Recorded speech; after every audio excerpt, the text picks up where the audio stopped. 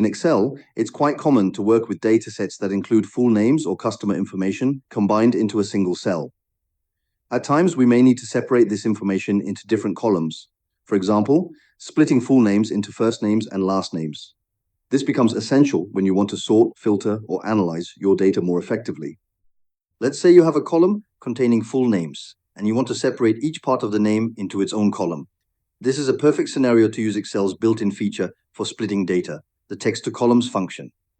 To begin, first select the column that contains the combined data.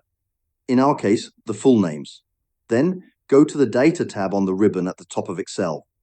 Under the Data Tools group, choose the option called Text to Columns. A new dialog box will appear. Here, choose the delimited option because we are going to split the data based on a specific character, in this case, a space. Click Next to continue. In the next step, you'll be asked to choose the delimiter. Since the names are separated by spaces, select space from the list of options. Immediately, you will see a preview showing how the data will be separated into columns. Once you confirm that the preview looks correct, click on the Finish button.